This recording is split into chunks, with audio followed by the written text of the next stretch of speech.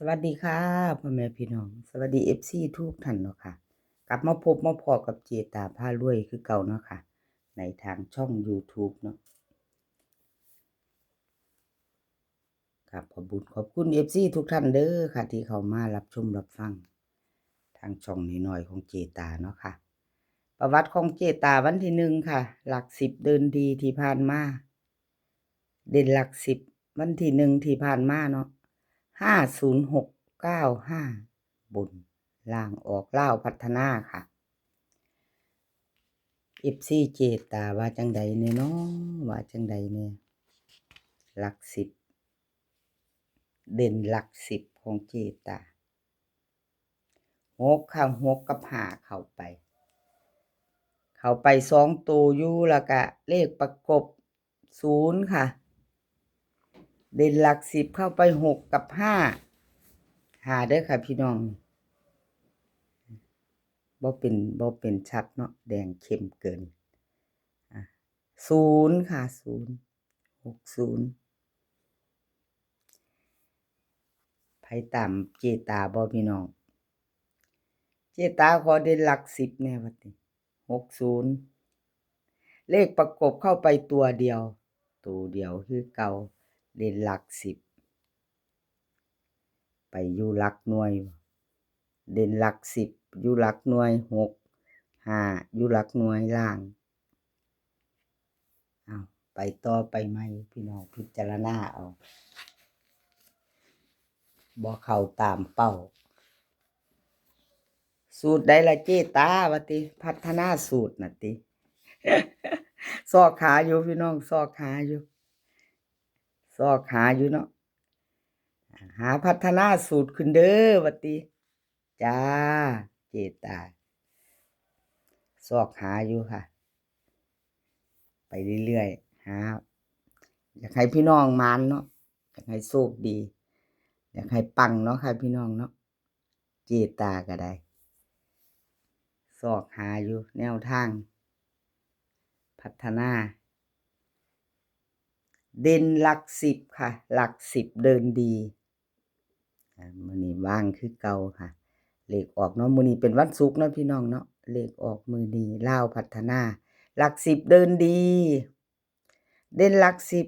ของเจตาวันศุกร์นี่ให้มา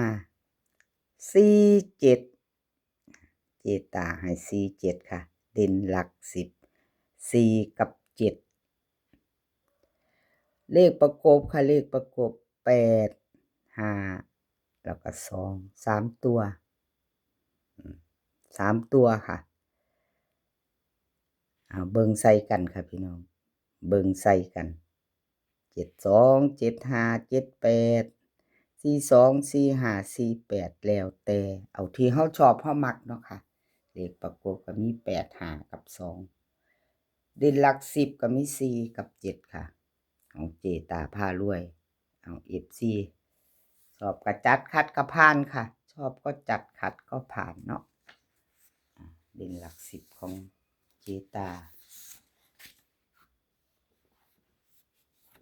ต่อไปค่ะต่อไปคุณยายใจดีค่ะคุณยายใจดีเราพัฒนาวันที่หนึ่งที่ผ่านมาข่าวของคุณยาย3ตัวบน506 95วิ่งรูดเพิ่นเด่นมาเก่าเนาะค่ะเก่ากับเขา95ล่างแบบตรงๆเต็มๆไม่ต้องกลับของคุณยายใจดี95เน้นเจาะมาให้เข้าไปแบบไม่ต้องกลับเลยเนาะค่ะ2 งวดติดเด้อค่ะคุณยายใจดี2 งวดติดเด่นมาให้2 งวดติดแล้วเด่น1ตัวเน้น2ตัวเข้าไป FC เป็นจังใดแน่ค่ะได้ตามบ่ได้บ่โชคหมานบ่ค่ะมีไปตามคุณยายบ่น้อเอามาตามไม่ไปต่อค่ะวันศุกร์ไปใหม่ไปต่อคุณยายแนวทางของเพิ่นพิจารณาค่ะแนวทางใหม่มาแล้ว ถ้าชอบก็จัดคัดกระพานเตรียมแคปหน้าจอค่ะกับคุณยายใจดีมือแรงไปลุ้นกันใหม่20:30เนาะค่ะลาวพัฒนาของเพิ่นก็เดินดีอยู่เนาะค่ะ2งวดติดคุณยายใจดีเนาะค่ะลุ้นต่อค่ะลุ้นต่อสรุปเด่นวิ่งรูด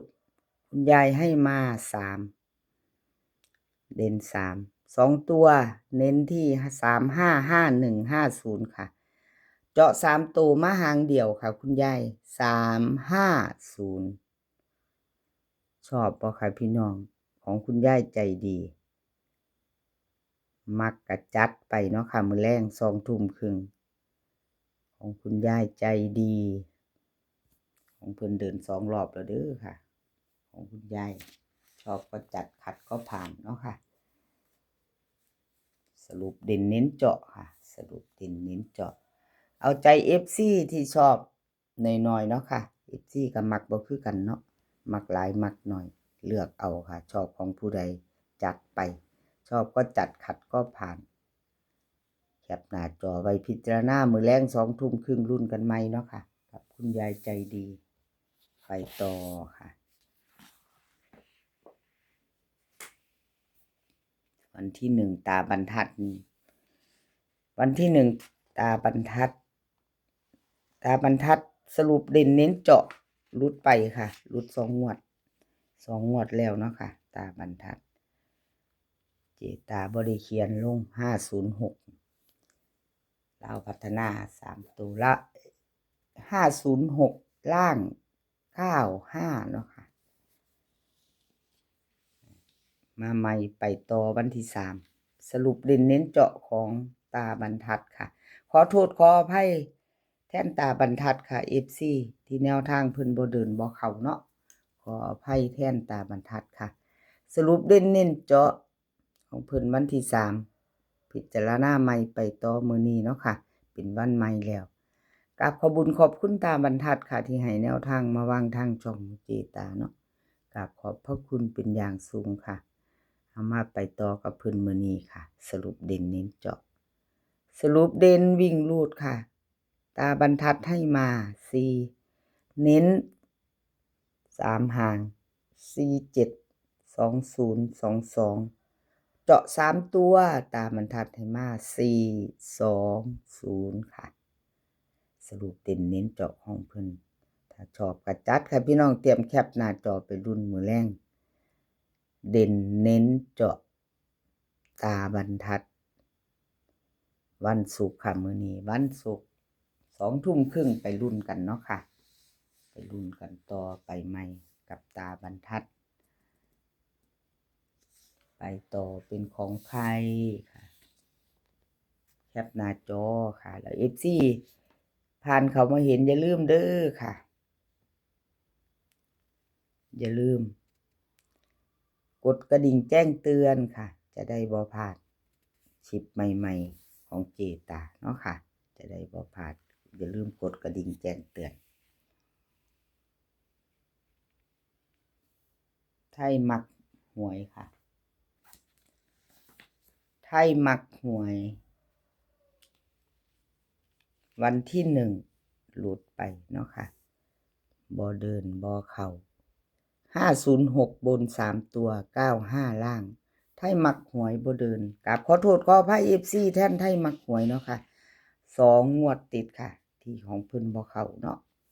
บ่เข้าก็มาไปใหม่ไปต่ออันเก่าผ่านไปอันใหม่มา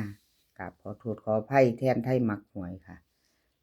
ที่แนวทางเพิ่นบ่เดินเนาะเจตาให้กำลังใจเด้อค่ะบ่เข้าวันที่1วันที่3ก็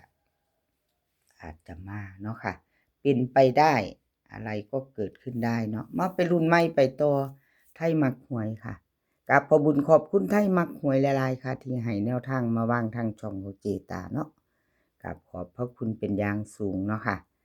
วิ่งรูดเพิ่นให้มาค่ะไทยมักหวย8กับ4ค่ะ8กับ4 2ตัว4หางค่ะ8584 4140เบิ้ล8844 3ตัว3หางค่ะ840 484 884วิ่งรูดเพิ่นเด่นทอกันค่ะ8กับ4 2ตัว2หางค่ะเพิ่นเน้นให้84กับ40 3ตัว1หางค่ะไทยมักหวยเน้น840ค่ะไปลุ้นต่อมื้อแลง2 ทุ่มครึ่งกับลาวพัฒนาค่ะชอบก็จัดขัดก็ผ่านเนาะเลขทุกตัวเอามาวางเพื่อเป็นแนวทางค่ะโปรดใช้วิจารณญาณในการรับชมเป็นเพียงแนวทางเนาะค่ะ